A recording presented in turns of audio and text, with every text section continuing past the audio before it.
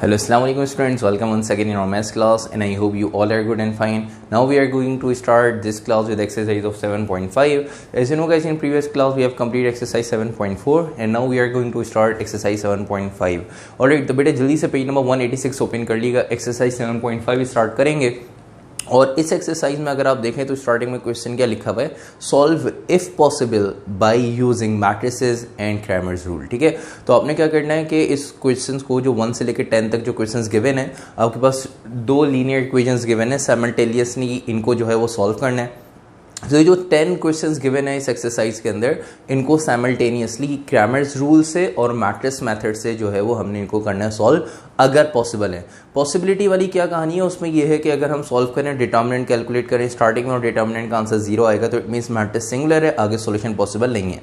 ठीक है, अदरवाइज अगर 0 नहीं है तो हम इसको करेंगे सॉल्व. तो 1 से लेकर 10 तक ये जो 10 क्वेश्चन हैं सब में एक ही काम करना है. ठीक है, और इनको दो मैथड से आपने सॉल्व करना है, एक by using matrices and Cramer's rule. ठीक है, तो एक मैट्रिक्स मेथड जो है उससे हमने इन क्वेश्चंस को सॉल्व करना है, इन 10 क्वेश्चंस को, और क्रैमर्स रूल से इन 10 क्वेश्चंस को सॉल्व करना है. तो आज की क्लास में हम मैट्रिक्स मेथड जो है वो पढ़ेंगे, और मैट्रिक्स मेथड से हम सारे 10 क्वेश्चन सॉल्व करेंगे. उसके बाद फिर हम क्रैमर्स रूल की तरफ आएंगे, और क्रैमर्स रूल फिर हम इन्हीं क्वेश्चंस को क्रैमर्स रूल से सॉल्व करेंगे. ठीक है बेटे, तो आज की क्लास हम स्टार्ट करने जा रहे हैं मैट्रिक्स मेथड से. मैट्रिक्स मेथड क्या होता है, चलते हैं इसके सॉल्यूशन की तरफ, तो आप लोगों को आइडिया होगा कि मैट्रिक्स मेथड क्या होता है, और इन इक्वेशंस को, जो दो लीनियर इक्वेशन हमारे पास गिवन है, इनको साइमल्टेनियसली किस तरह से हम सॉल्व करेंगे by using matrix method. Alright, तो स्टार्ट करते हैं. इस क्वेश्चन को हैंड डाल देगा सॉल्यूशन की. ठीक है बेटे, तो आपने सबसे पहले सॉल्यूशन की हैंड डालनी है, और हैंड डालने के बाद मैट्रिक्स मेथड की एक इक्वेशन होती है जिसको आपने वेरीफाई करना होता है. ठीक है, और वो इक्वेशन कौन सी है बेटा, वो इक्वेशन है x equals to a inverse into b. ठीक है, ये है वो equation x equals to a inverse into b. Matrix A का इनवर्स निकालें, ठीक है, उसको मैट्रिक्स B से मल्टीप्लाई कर दें तो वो मैट्रिक्स X के बराबर हो जाएगा. ठीक है, तो इस इक्वेशन को आपने करना होता है वेरीफाई. ठीक है, और वेरिफिकेशन के बाद आपने इक्वेशंस को आपस में सॉल्व करना है, और सॉल्व करके इनके जो वेरिएबल्स हैं क्या है बेटा, x और y, तो x और y की वैल्यूज जो है वो आपने इन इक्वेशंस की फाइंड करनी होंगी. ठीक है बेटे, और ये इक्वेशन आपने करनी होगी वेरीफाई. इक्वेशन वेरीफाई करने से पहले आपको a इनवर्स फाइंड करना पड़ेगा, फिर b को उससे मल्टीप्लाई करना पड़ेगा. a इनवर्स b को आपस में मल्टीप्लाई करने के लिए बेटा पहले तो ये पता हो कि मैट्रिक्स a कौन सा है, मैट्रिक्स b कौन सा है, मैट्रिक्स x कौन सा है. तो आपने सबसे पहले फर्स्ट स्टेप में ये जो इक्वेशंस हैं इनको, इनमें से आपने मैट्रिक्स a, मैट्रिक्स b और मैट्रिक्स x को फाइंड करना है, इनकी वैल्यूज को अलग करना है. ठीक है बेटे, तो सबसे पहले अगर हम बात करें यहाँ पे a इनवर्स के लिए a, उसके लिए आपको मैट्रिक्स a पता होना चाहिए. अच्छा बेटा, मैट्रिक्स A क्या होता है, आपने सबसे पहले देखना है कि जो इक्वेशंस लिखी हुई हैं हमारे पास दोनों, तो इनका फॉर्मेट ये होना चाहिए, पहले x की वैल्यूज हो. ठीक है, आप देख रहे हैं पहले x की वैल्यूज हैं, फिर y की वैल्यूज हो, और कांस्टेंट जो है वो राइट साइड पे, इक्वल्स टू के राइट साइड पे कांस्टेंट वैल्यूज हो. ठीक है, ये बिल्कुल परफेक्ट फॉर्म में जो है वो इक्वेशंस अरेंज है. अगर किसी क्वेश्चन में जो है वो अरेंज नहीं है, जैसे क्वेश्चन नंबर 6 आप देख सकते हैं वो अरेंज नहीं है, तो उसको हम पहले अरेंज करेंगे और उसके बाद फिर हम उसको सॉल्व करेंगे. पहले x की वैल्यूज हो, फिर y की वैल्यूज हो, फिर कांस्टेंट राइट साइड पे हो. तो अब यहाँ पे जो x के कोफिशिएंट्स हैं और जो y के कोफिशिएंट्स हैं साइन समेत वो एज इट इज आ जाएंगे, वो कहलाएंगे बेटा मैट्रिक्स A के एलिमेंट. ठीक है, अब अगर आप देखें तो x के कोफिशिएंट यहाँ पे क्या है बेटा, एक x का कोफिशिएंट 2 है, x का कोफिशिएंट 4 है, तो ये आपके पास मैट्रिक्स A का कॉलम बन जाएगा 2 और 4, और y का कोफिशिएंट 5 है और y का कोफिशिएंट -2, तो 5 और -2, ये आपके पास सेकंड कॉलम बन गया मैट्रिक्स A का. तो आपने देखा मैट्रिक्स A हमने कैसे बनाया, मैट्रिक्स से हमने ऐसे बनाया कि जो x और y के कोफिशिएंट्स हैं उनको एज इट इज लिख दिया. देखिए 2, 5, ठीक है, 4 और -2, इनको एज इट इज लिख दिया. ये आपके पास आ गया मैट्रिक्स A. अब मैट्रिक्स B की बात करें तो बेटा मैट्रिक्स B जो है ये कांस्टेंट वैल्यूज जो होती है ना इक्वल्स टू के बाद, ये कहलाती है मैट्रिक्स B. ठीक है, कांस्टेंट वैल्यू क्या है, 9 और 1, तो आपने मैट्रिक्स B बनाया और मैट्रिक्स B में कांस्टेंट वैल्यूज लिख दी.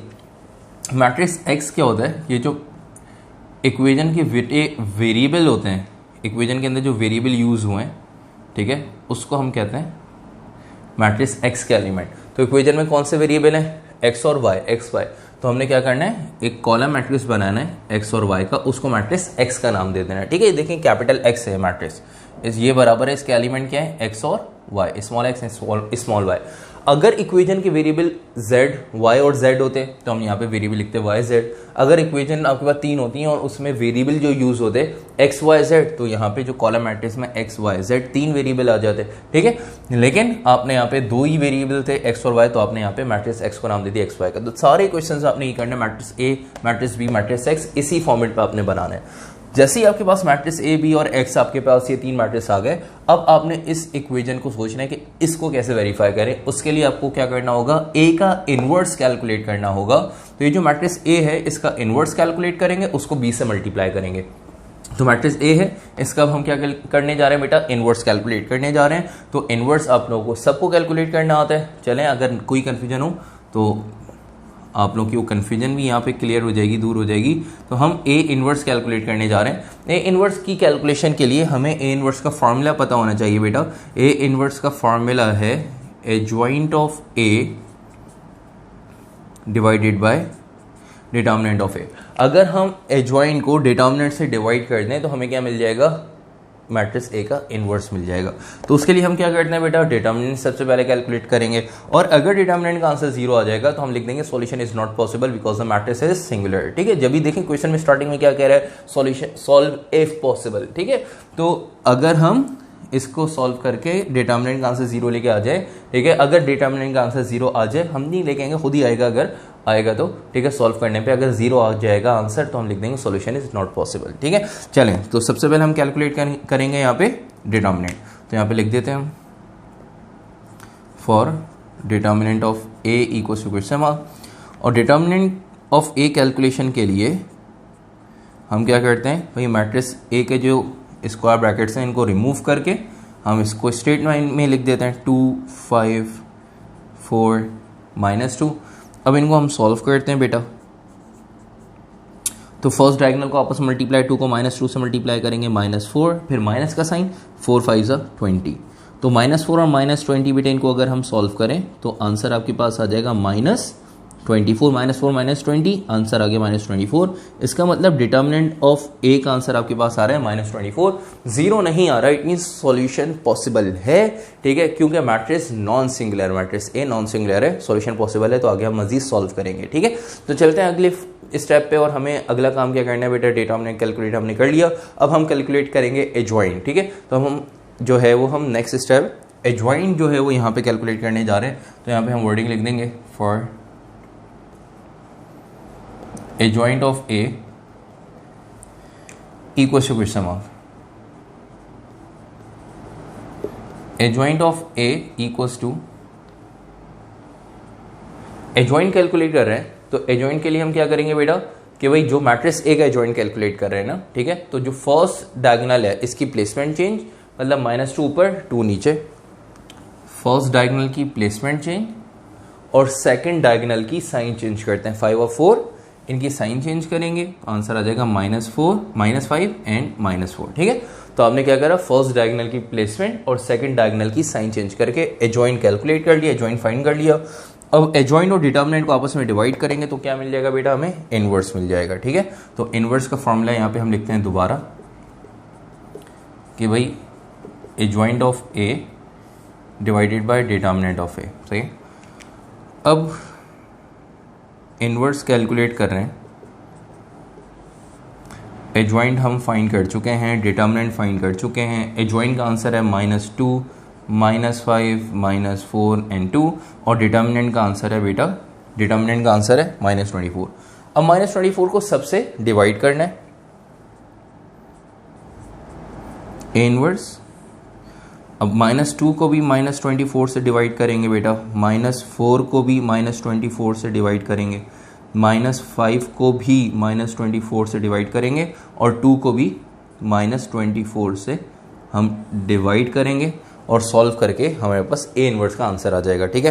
तो चलते हैं डिवीजन की तरफ। तो माइनस से माइनस कैंसिल, फिलहाल माइनस से माइनस कैंसिल, माइनस से माइनस कैंसिल, ठीक है। और कैंसिलेशन क्या हो रही है फर्दर, 2 1 2 12 24, ठीक है बेटा, 4 1 4 6 24, ठीक है। इसी तरह 2 1 2 12 24, ठीक है। कैंसिलेशन के बाद जो रिमेनिंग वैल्यूज बच जाएंगी वो हमारे पास ए इनवर्स का आंसर आ जाएगा, ठीक है भाई। तो ज़रा देखिएगा, ए इनवर्स इक्वल्स टू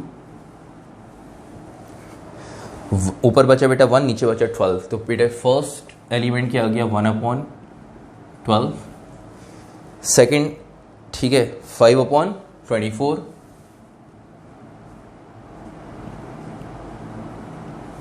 5/24, यहाँ पे क्या बच गया बेटा ऊपर 1 और नीचे 6, 1/6, और यहाँ पे आप देख सकते हैं ऊपर 1 बचा, नीचे -12, ठीक है। तो माइनस प्लस माइनस पूरे फ्रैक्शन के साथ आपको पता है माइनस शिफ्ट हो जाएगा, मतलब -1/12, सिर्फ 12 के साथ भी रहने दें, कोई फर्क नहीं पड़ेगा नीचे माइनस को, ठीक है, या ऊपर कुछ भी नहीं, प्लस का साइन है, प्लस माइनस माइनस पूरे फ्रैक्शन के साथ आ गया भैया माइनस का साइन, ठीक है। तो अब आपने यहाँ पे ए इनवर्स कैलकुलेट कर लिया। जैसे ही हमने ए इनवर्स कैलकुलेट किया तो इनवर्स कैलकुलेशन के बाद अब हम यहाँ पे इक्वेशन लिखेंगे जो कि हमने वेरीफाई करनी है, A inverse into B. A inverse को बी से मल्टीप्लाई करेंगे तो मैट्रिक्स एक्स आ जाएगा, ठीक है, मैट्रिक्स एक्स आ जाएगा, ठीक है। तो चलते हैं मल्टीप्लिकेशन की तरफ। तो matrix X equals to A inverse 1/12, 1/6, 5/24 -1/12, multiply करना है इनको मैट्रिक्स बी से, और मैट्रिक्स बी है बेटा आपके पास 9 and 1,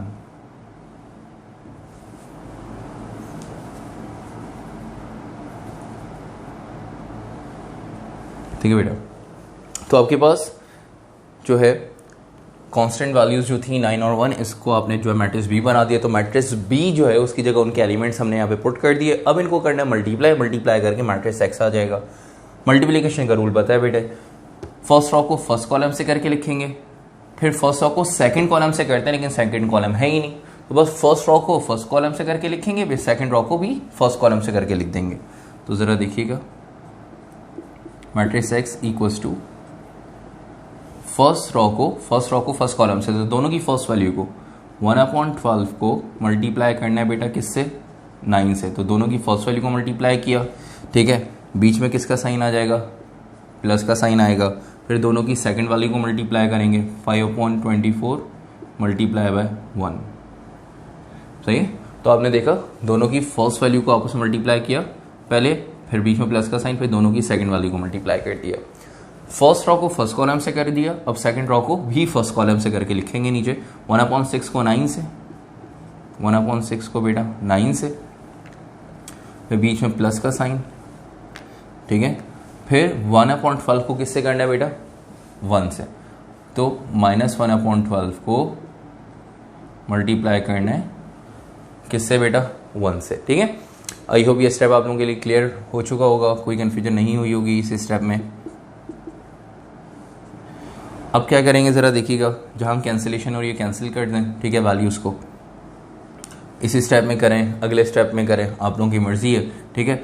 अब यहाँ पे आपने देखा कि भाई 9 न्यूमरेटर में 12 डिनोमिनेटर में, ठीक है, या मल्टीप्लाई करके, लेकिन अगले स्टेप में कैंसिल कर देंगे हम। 1/12 को 9 से मल्टीप्लाई करें तो इस 9 के नीचे बेटा कुछ नहीं है, तो क्या है 1 है। जब दो फ्रैक्शन मल्टीप्लाई होते हैं तो न्यूमरेटर वाली वैल्यू आपस में, डिनोमिनेटर वाली वैल्यू आपस में मल्टीप्लाई होती है, तो 1 को 9 से मल्टीप्लाई करें 9, और 12 को 1 से 12, तो 9/12, ठीक है, प्लस 5/24 को 1 से, तो 5/24, ठीक है।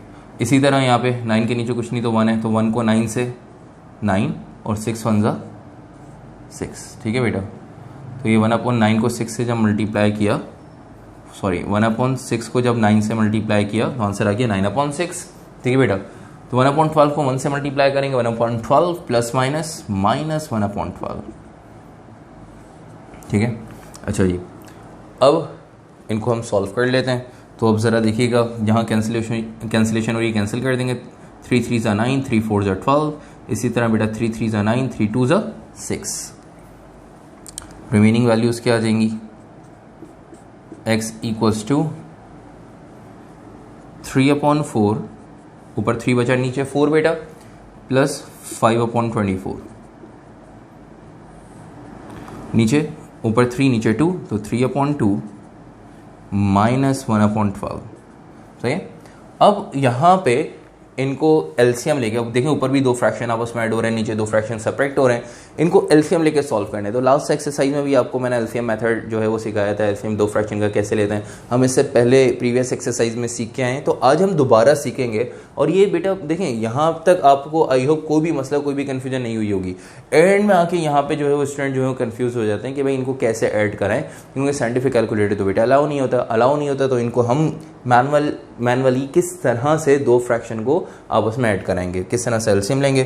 तो उसके लिए हम एक रफ कॉलम में यहाँ पे करेंगे कैलकुलेशन कि भाई 3/4 है, पहले दो फ्रैक्शन को हम ऐड कर रहे हैं, 3/4 है, इनको ऐड करना है 5/24 में, ठीक है। तो ऐड करने के लिए आपने बोला कि पहले तो 4 और 24 दोनों फ्रैक्शन की जो डिनोमिनेटर वाली वैल्यूज है इनका एलसीएम ले लें। तो 4 और 24 का एलसीएम क्या आना चाहिए, तो 4 और 24 का एलसीएम आपके पास आ जाएगा 24। कैसे पता चला, ये ऐसे पता चला, एक तो ये मेथड होना चाहिए कि भाई 4 और 24 के एलसीएम लेना है, तो आपने 4 और 24 का रफ वर्क में ऐसे एलसीएम आप ले सकते हैं, ठीक है, कि भाई 2 2 ज़ा 4 और 2 12 ज़ा 24, फिर 2 1 ज़ा 2 2 6 ज़ा 12, फिर बेटा 2 3 ज़ा 6 1 एज इट इज 3 1 ज़ा 3। तो क्या फैक्टर्स आ गए, 2 इंटू 2 इंटू 2 इंटू 3, ठीक है, ये भी 2 है आपके पास। तो 2 2 ज़ा 4 4 2 ज़ा 8 8 3 ज़ा 24, इन सब को मल्टीप्लाई करेंगे तो आंसर आपके पास क्या आ रहा है 24। तो 4 और 24 का आपने ऐसे एलसीएम लिया, आंसर आपके पास इन फैक्टर्स से क्या आ गया 24, ये लिख दें, ठीक है, आपने नीचे लिख दिया 24। और दूसरा तरीका क्या है, ठीक है, तो ये हम कर रहे हैं बेटा रफ वर्क, सही है, ये रफ वर्क चल रहा है, ये भी ज़रूरी है आप लोगों ने इसको सामने रफ वर्क में सॉल्व करके दिखाना है एलसीएम।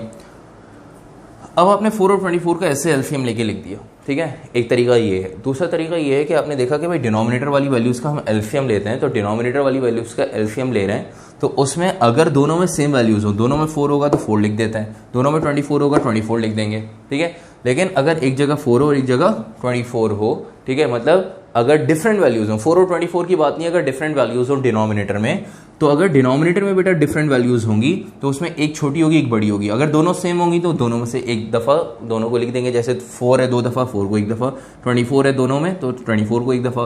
लेकिन अगर डिफरेंट वैल्यूज़ है, डिफरेंट होंगी तो एक छोटी होगी बेटा एक बड़ी होगी, ठीक है, डिफरेंट वैल्यूज़ हैं अगर तो एक छोटी टर्म होगी एक बड़ी टर्म होगी। तो आपने ये चेक करना है जो छोटी टर्म है उसके टेबल में अगर बड़ी वाली टर्म आ रही है, मतलब एक छोटी टर्म है एक बड़ी टर्म है, तो छोटी टर्म मतलब 4 की टेबल में, छोटी टर्म के टेबल में अगर बड़ी टर्म आ रही है, 4 के टेबल में अगर 24 आता है तो 24 को एज इट इज लिख देंगे, इस एलसीएम की ज़रूरत नहीं है। तो आप देखें 4 के टेबल में 24 आता है तो आपने 24 लिख दिया, सही है।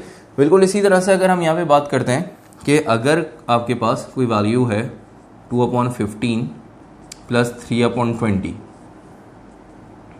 सही है, तो 15 और 20, तो यहाँ पे अब देखें दो सिमिलर टर्म तो नहीं है, एक छोटी टर्म एक बड़ी टर्म है, तो छोटी टर्म के टेबल में बड़ी टर्म आती है, मतलब 15 के टेबल में 20 आता है, नहीं आता, तो यहाँ पे हम 20 नहीं लिख सकते। यहाँ पे 4 और 24 की जगह 24 लिख दिया, लेकिन यहाँ पे 15 और 20 की एलसीएम 20 नहीं लिख सकते, इनका एलसीएम आएगा 60। कैसे, ऐसे आएगा बेटा, 15 और 20 का जगह अगर हम यहाँ पे 5 से एलसीएम लें, ठीक है, सॉल्व करें इनको, तब इनका एलसीएम क्या आएगा 60।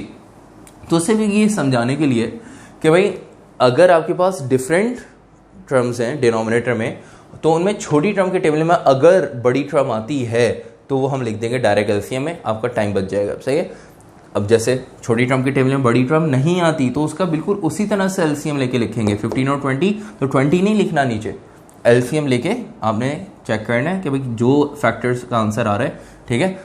अगर आपको ये लॉजिक नहीं समझ में आ रही है कि भाई छोटी टर्म की टेबल में बड़ी टर्म, ठीक है, कैसे चेक करें, टेबल पढ़ना पड़ेगा, 15 के टेबल में 20 नहीं आ रहा तो भाई उसका एलसीएम लें, तो आप डायरेक्ट भी हर टर्म का, जैसे मैंने 4 और 24 का एलसीएम लेके चेक करके फैक्टर्स बनाए, फैक्टर्स को आपस में मल्टीप्लाई किया तब भी 24 आ रहा है आंसर, ठीक है। और दूसरी लॉजिक क्या है कि भाई 4 के टेबल में 24 आ रहा है, 24 लिख दिया आपने, तो टाइम बच जाएगा। अगर आपने छोटी लॉजिक जो है आसान लॉजिक मतलब 4 के टेबल में 24 आ रहा है तो आपने 24 लिख दिया, इस कॉन्सेप्ट में नहीं पढ़ना, तो डायरेक्ट हर टर्म का 4 और 24 या जो भी टर्म हो 15 20 या जो भी डिनोमिनेटर में टर्म हो, यहाँ पे 2 और 12 सब का एलसीएम लेके आप चेक करके फैक्टर्स बनाए, फैक्टर्स को मल्टीप्लाई करके एलसीएम में यहाँ पे लिख दें, ठीक है।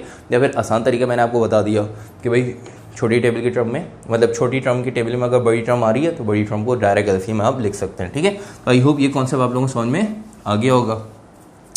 अब आपने नीचे जो टर्म लिख दी ये तो कहानी समझ में आ गई। फिर आपने क्या करना होता है बेटा, इस टर्म को दोनों फ्रैक्शन से सॉल्व करना होता है। मतलब इस 24 को आप लेके जाएंगे, इस 4 से डिवाइड करेंगे, जो आंसर आएगा 3 से मल्टीप्लाई। फिर इस 24 को लेके जाएंगे, 24 से डिवाइड करेंगे, जो भी आंसर आएगा 5 से मल्टीप्लाई।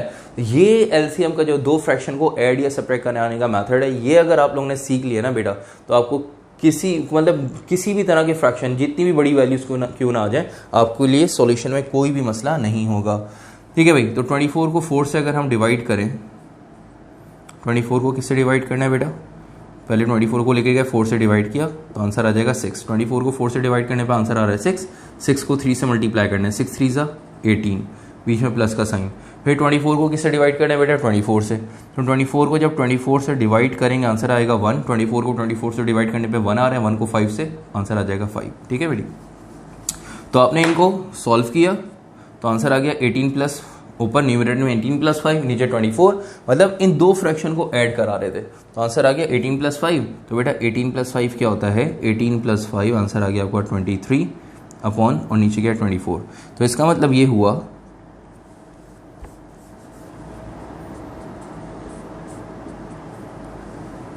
ये जो x है, ठीक है, x की जगह हम मैट्रिक्स x लिख देंगे। हम स्टार्टिंग में भी x की जगह उसकी वैल्यू लिख सकते थे, उसका मैट्रिक्स लिख सकते थे, लेकिन हमारे पास वैल्यू जो है हमें लिखना पड़ी थी वैल्यूज़, हम आखिरी स्टेप में भी लिख सकते हैं क्योंकि इससे पहले इसका कोई काम नहीं है। तो x की जगह हम क्या लिख सकते हैं, xy।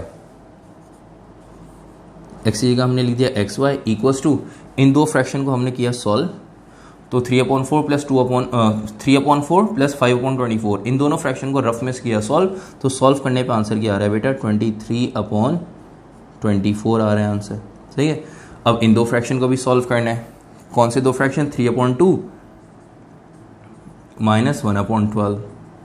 अब यहाँ पे डिनोमिनेटर में एक 2 है, एक 12 है, या तो इनका ऐसे एलसीएम लें या फिर उसी लॉजिक के अकॉर्डिंग जैसे मैंने आप लोगों को बताया था क्या बेटा, कि भाई दो डिफरेंट टर्म है, एक छोटी एक बड़ी, तो छोटी टर्म कौन सी है, 2 के टेबल में 12 आता है, बिल्कुल आता है, तो 12 को नीचे लिख देंगे डायरेक्ट।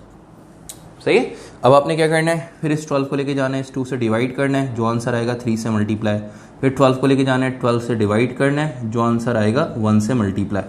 ठीक है, और वो वैल्यूज़ को ऊपर लिख देंगे। 12 को लेके जाएँ, 2 से डिवाइड करें, तो बेटा 12 को जब 2 से डिवाइड कराएंगे तो आंसर क्या आ जाएगा 6। 12 को 2 से डिवाइड कराने पर आंसर आ रहा है 6। 6 को 3 से मल्टीप्लाई करते हैं, आंसर आ जाएगा 18। फिर 12 को डिवाइड करें 12 से, तो बेटा 12 को 12 से डिवाइड करने पर आंसर क्या आएगा 1। जब 12 को 12 से डिवाइड करेंगे आंसर आएगा 1। फिर 1 को 1 से मल्टीप्लाई कर दें, आंसर आ जाएगा 1। तो 18 माइनस 1 क्या आ जाएगा बेटा, 17 अपॉन क्या बच गया नीचे 12। सही है, तो 18 माइनस 1 17 और नीचे क्या है 12। तो आपने इन दोनों फ्रैक्शन को सब्ट्रैक्ट कराया, आंसर आपको क्या मिल गया 17/12।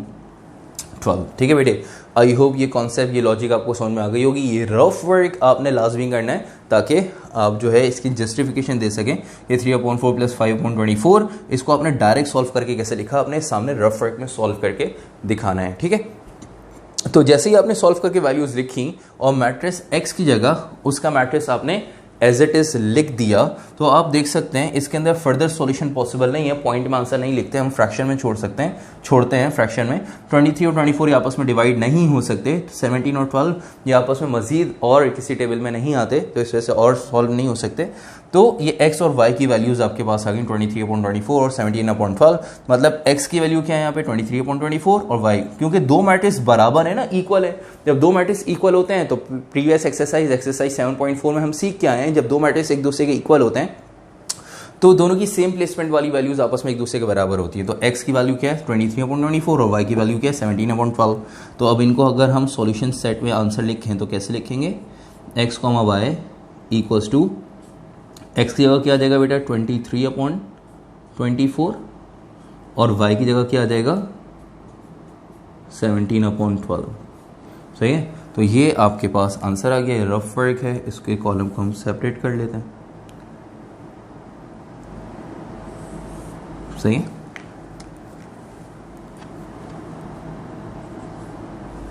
तो ये आपके पास आंसर आ गया किसका, question number 1 of exercise 7.5 by using matrix method. ठीक है, तो बाय यूजिंग मैट्रिसेस हमने इसको सॉल्व किया, सॉल्व करके हमने जो है वो आंसर कैलकुलेट कर लिया, एक्स और वाई की वैल्यू फाइंड कर ली with the help of matrix method. ठीक है, तो अब हमने क्या करा, मैट्रिक्स मेथड हम जो है वो यूज़ कर रहे हैं, इससे हमने क्वेश्चन नंबर 1 कर लिया सॉल्व। ठीक है, और अब हम चलते हैं नेक्स्ट क्वेश्चन की तरफ। अगर आपको इस क्वेश्चन में कोई भी कन्फ्यूजन, कोई भी प्रॉब्लम हो तो बेटा पूछ लीजिएगा, अदरवाइज अगर कॉपी नहीं किया तो जल्दी से इसका स्क्रीनशॉट ले लें। ठीक है, ताकि हम चलते हैं इसके नेक्स्ट क्वेश्चन की तरफ। आपको अगर ये मेथड समझ में आ गया ना बेटा, तो इसके जो नेक्स्ट रिमेनिंग जो 9 क्वेश्चन है सब में यही काम करना है, सब में इसी पैटर्न के अकॉर्डिंग इसको सॉल्व करना है। और आपने ये इक्वेशन जो है वो आपने प्रूव करनी है, x equals to A inverse into B, सारे जो है वो क्वेश्चन में। ठीक है, अब हम चलते हैं नेक्स्ट क्वेश्चन की तरफ, और नेक्स्ट क्वेश्चन कैसे सॉल्व होगा देखते हैं उसका सॉल्यूशन। ठीक है, तो आपके पास जैसे क्वेश्चन नंबर 2 है। ठीक है, तो क्वेश्चन नंबर 2 मैं आपको सॉल्व करवा रहा हूँ। इसी तरह आपके पास क्वेश्चन नंबर 3 है, क्वेश्चन नंबर 4 है। तो क्वेश्चन नंबर 4 मैं आपको सॉल्व करवाता हूँ। क्वेश्चन नंबर 4 थोड़ा सा यहाँ पे डिफरेंट है, वैल्यूज़ हैं। ठीक है, मैं आपके जो है क्वेश्चन नंबर 2 के मैट्रिसेस बनवा देता हूँ, क्वेश्चन नंबर 3 के, क्वेश्चन नंबर 4 पे, ताकि मैं आपको सॉल्व करवा दूँ। ठीक है, ताकि आप लोगों को बेटे देखें सारे के सारे क्वेश्चन ना इसी पैटर्न पे होंगे सॉल्व। ठीक है, आप लोगों को कोई परेशानी, कोई प्रॉब्लम इंशाल्लाह होगी नहीं। बाकी जो है वो आपको जितने से ज़्यादा मैं जो है वो गाइड कर सकता हूँ कर दूँगा। और अगर कहीं कोई कन्फ्यूजन है तो बेटा मुझे बता दीजिएगा, क्योंकि मैं सारे 10 क्वेश्चन करवाऊँगा, सब में एक ही तरह का काम है। ठीक है, 10 क्वेश्चन करवाऊँगा तो आप लोगों के लिए भी थोड़ा सा ज़्यादा हो जाएगा। तो इस वजह से हम क्या करेंगे कि कुछ क्वेश्चंस करेंगे और बाकी आप लोग खुद सॉल्व करेंगे। इसमें मैक्सिमम 5 to 6 क्वेश्चन अगर आप इस एक्सरसाइज से जैसे अगर हम मैट्रिक्स मेथड पहले जो है वो यूज़ कर रहे हैं, मैट्रिक्स मेथड अगर हम फॉलो कर रहे हैं, तो बाय यूजिंग मैट्रिक्स मेथड अगर आप इस एक्सरसाइज के 10 क्वेश्चन में से 5 to 6 क्वेश्चन कर लें तब भी वो इनफ है। ठीक है, क्रैमर्स रूल के 5 to 6 क्वेश्चन कर लें नेक्स्ट मेथड जैसे हम करेंगे तो वो भी इनफ है, क्योंकि सब पूरे क्वेश्चन में एक ही काम ही हो रहा है, कोई नया काम नहीं है। तो अब ज़रा देखिएगा क्वेश्चन नंबर 2, 3 फिर 4, तो ये क्वेश्चंस हम इनके मैट्रिसेस बना लेंगे ताकि आगे आप इनको सॉल्व कर सकें, आपको कोई प्रॉब्लम ना हो।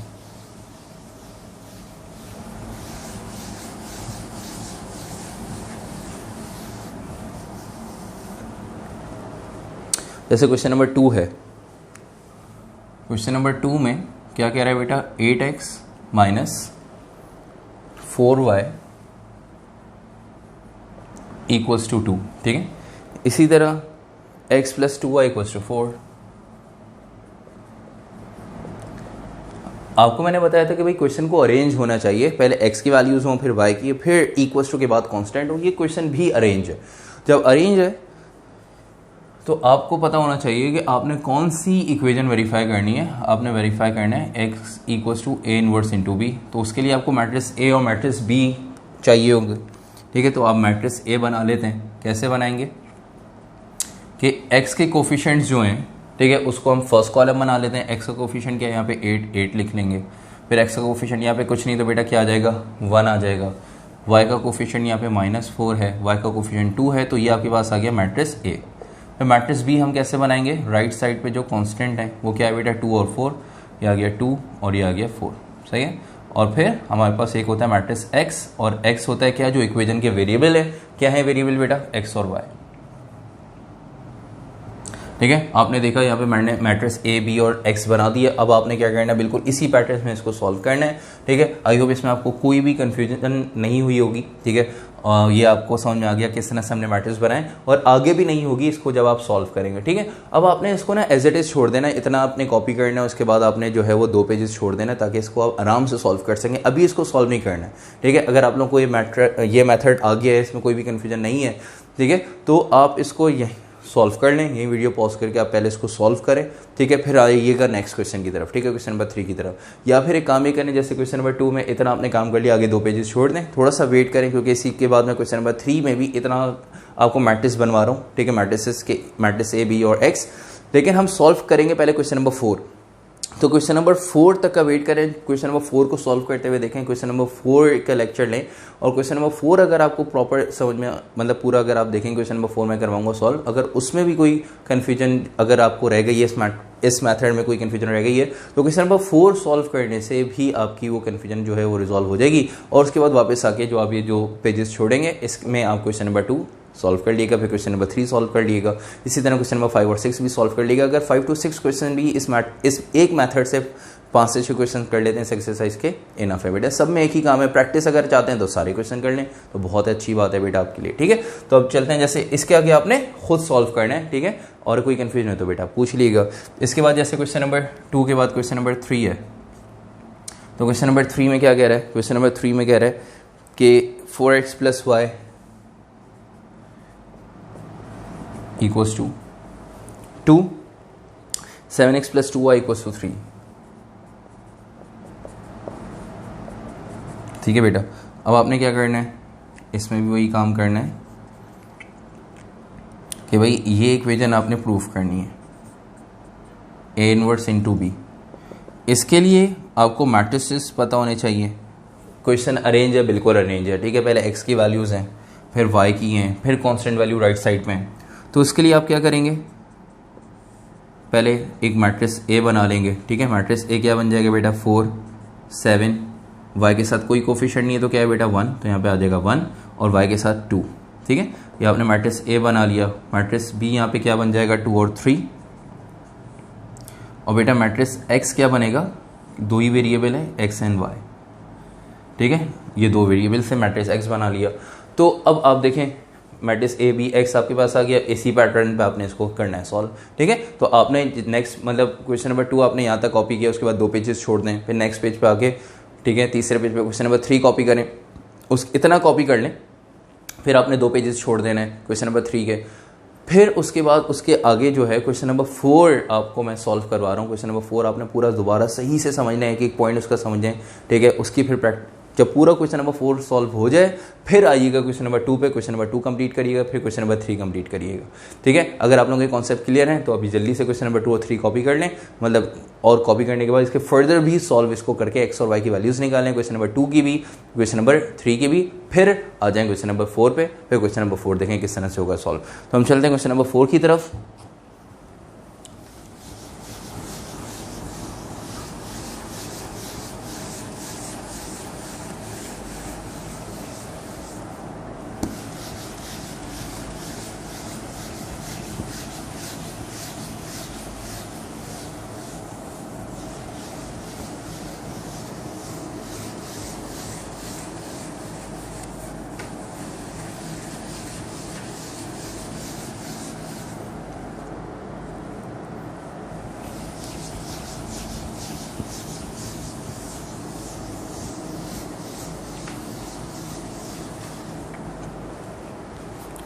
अच्छा बेटा, क्वेश्चन नंबर 4 में कह रहा है कि 2x - 3y = -7 and 3x + 2y = -4। 2x - 3y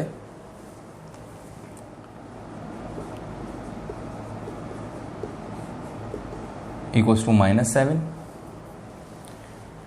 and 3x + 2y = -4।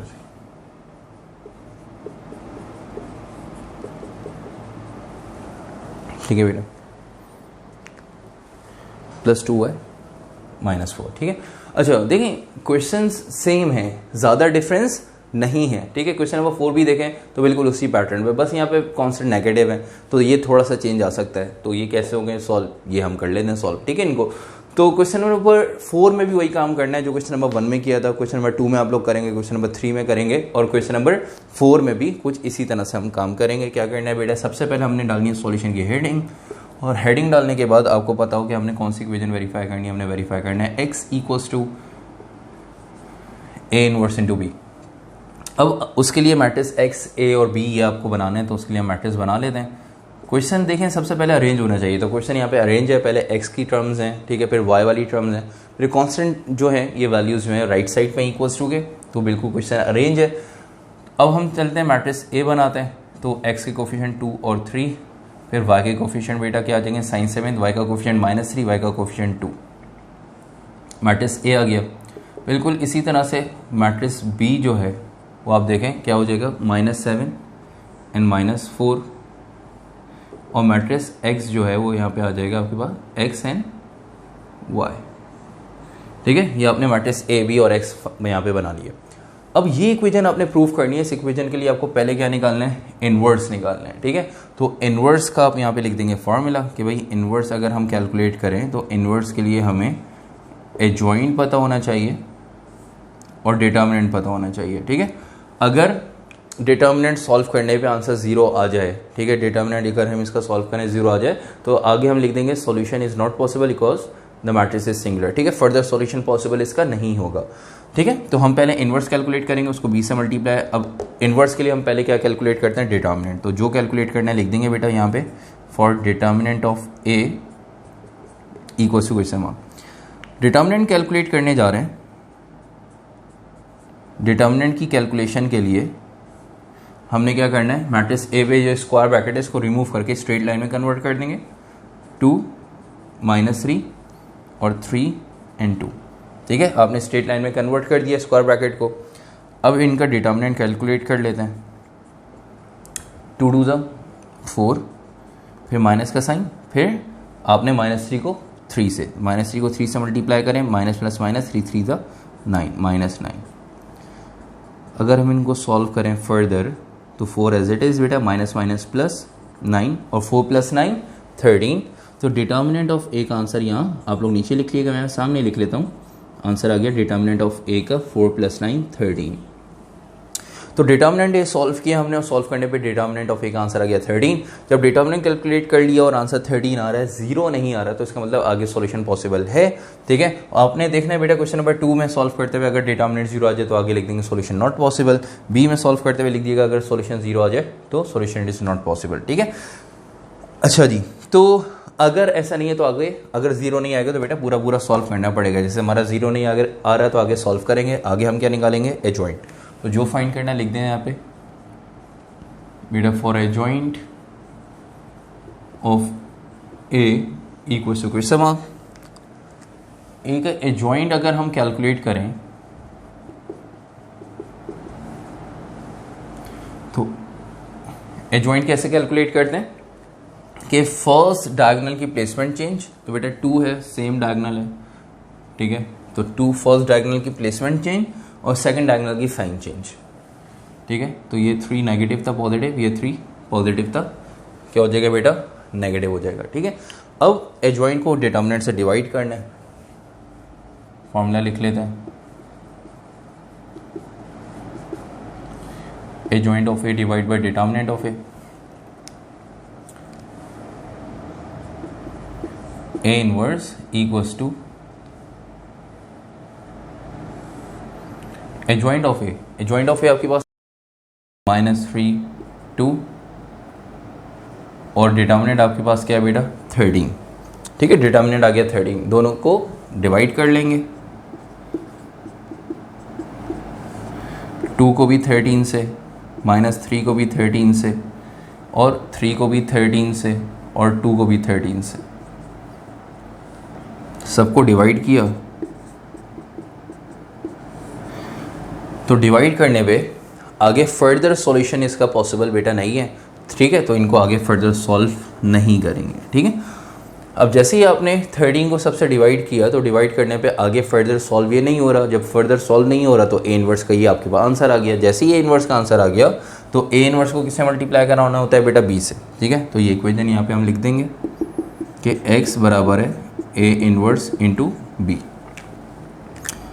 तो matrix x equals to A inverse का पूरा मैट्रिक्स लिखेंगे पहले, 2/13 -3/13, ठीक है, 3/13 2/13, इनको मल्टीप्लाई कर देंगे मैट्रिक्स बी से, -7 -4, ठीक है बेटा। अब मल्टीप्लिकेशन का रूल पता होगा आप लोगों को कि भाई फर्स्ट रो को फर्स्ट कॉलम और सेकंड रो को फर्स्ट कॉलम से मल्टीप्लाई करके लिखना है। तो 2/13 को पहले -7 से, फिर बीच में किसका साइन आएगा बेटा, प्लस का, फिर 3/13 को -4 से, सही है। तो आपने यहाँ पे क्या करा, फर्स्ट रो को फर्स्ट कॉलम से मल्टीप्लाई करके लिख दिया। अब सेकंड रो को फर्स्ट कॉलम से मल्टीप्लाई करना है, तो -3/13 को मल्टीप्लाई करना है -7 से, फिर बेटा प्लस का साइन, फिर इसी तरह 2/13 को -4 से मल्टीप्लाई करना है, ठीक है। मल्टीप्लाई करना है -4 से, ठीक है। अब इनको मल्टीप्लाई करते हैं, ऐड कराते हैं, तो यहाँ पे x की वैल्यू आ जाएगी, सही है भाई। तो चलते हैं फर्दर सॉल्यूशन की तरफ, इसको आगे मजीद सॉल्व करने जा रहे हैं। आई होप आप लोगों ने क्वेश्चन नंबर 2 और 3 कॉपी करके इनकी जगह छोड़ दी होगी या इनको सॉल्व कर लिया होगा, ठीक है। तो नहीं किया, जगह आपने इनकी छोड़ दी, तो बाद में कर लिएगा इनको सॉल्व। अभी क्वेश्चन नंबर 4 फिलहाल हम आगे फर्दर सॉल्व कर रहे हैं, ठीक है।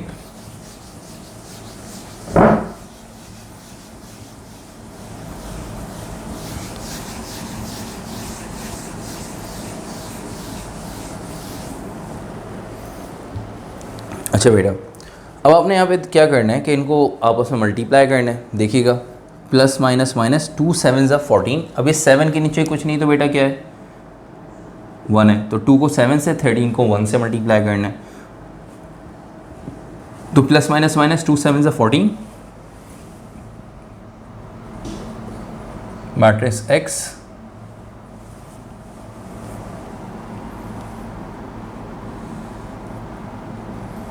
तो -14/13 प्लस माइनस माइनस, ठीक है, 3 4 12 प्लस माइनस माइनस 12/13 आ जाएगा बेटा -12/13, सही है। इसी तरह माइनस माइनस प्लस 3 7 21/13, 21/13, ठीक है बेटा। फिर माइनस प्लस माइनस 2 4 8, 8/13,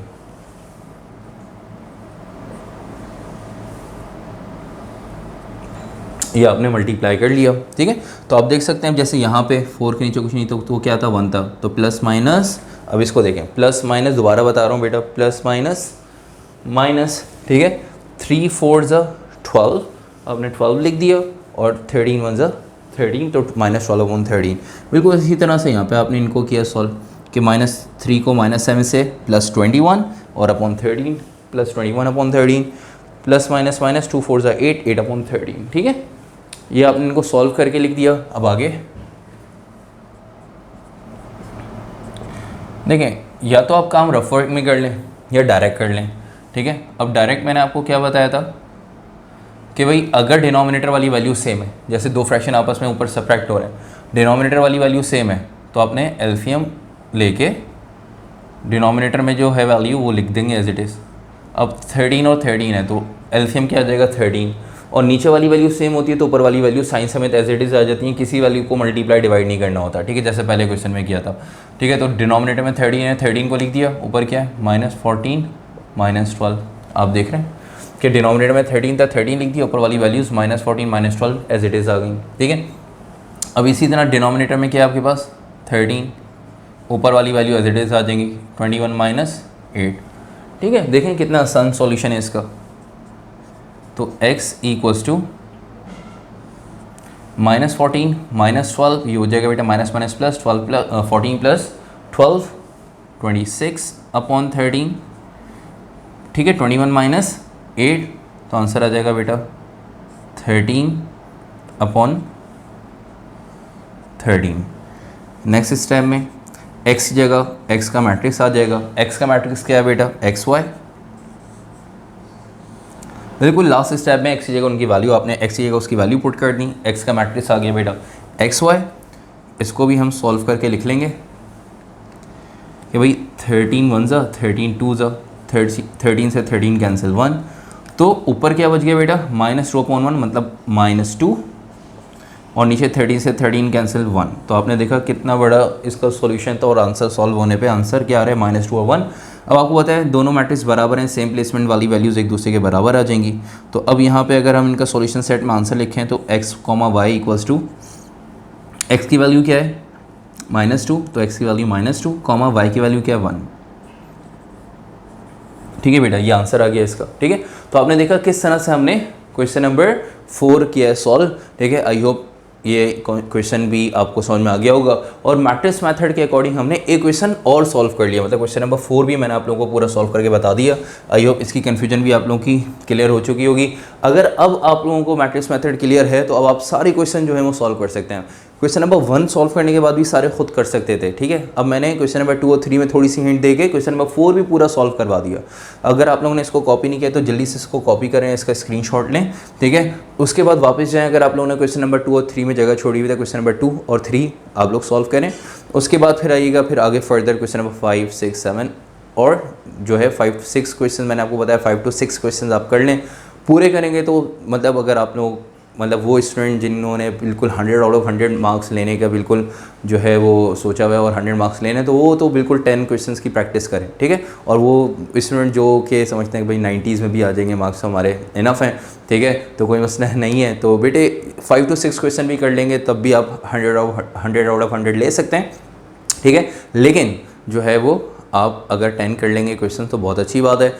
तो आई होप इस मेथड में और कोई नया नहीं है, ठीक है। तो आप लोग जो है वो इसमें कोई भी कन्फ्यूजन अब नहीं रही होगी इस मेथड के अकॉर्डिंग, ठीक है। अगर कोई भी कन्फ्यूजन हो तो आप लोग बिल्कुल पूछ सकते हैं, ठीक है। तो अब इसके बाद ज़रा देखिएगा इस क्वेश्चन के बाद क्वेश्चन नंबर 5, ठीक है। बाकी सारे क्वेश्चन जो हैं बिल्कुल इनका सेम है, बस क्वेश्चन नंबर 6 देखें तो उसकी अरेंजमेंट जो है वो हमें पहले वैल्यूज़ को अरेंज करना है, फिर उसको सॉल्व करना होगा।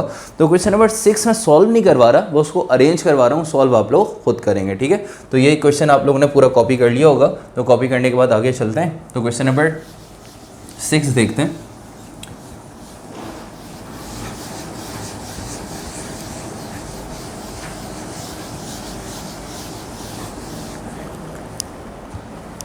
तो क्वेश्चन नंबर 6 आपके पास क्या है बेटा? क्वेश्चन नंबर 6 है y equals to 2x plus 2, ठीक है, और x equals to 3 minus 2y, सही है। ये है आपके पास क्वेश्चन नंबर 6।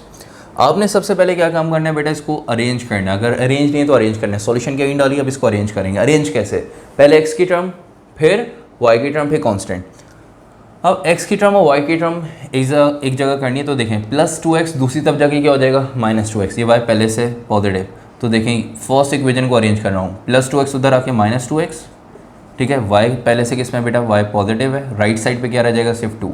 तो आप देख रहे हैं पहली टर्म को मैंने अरेंज कर लिया, सिर्फ क्या करा? प्लस 2x को राइट साइड पे ले गया, तो y पॉजिटिव था, प्लस ही रहा, बस प्लस 2x इधर आके क्या हो गया? Minus 2x। तो अब y के साथ माइनस 2x तो नहीं लिख सकते थे ना, y पॉजिटिव है तो ये पॉजिटिव रहेगी टर्म, तो माइनस प्लस 2x इधर आके माइनस 2x हो गया लेफ्ट साइड पे आके, ठीक है। राइट साइड पे क्या रह गया बेटा? सिर्फ प्लस 2, ठीक है। अब राइट साइड पे एक ही टर्म है तो प्लस 2 नहीं लिखेंगे, सिर्फ 2 लिखेंगे, क्योंकि इस 2 के साथ कोई साइन नहीं है, इसका मतलब प्लस का साइन है।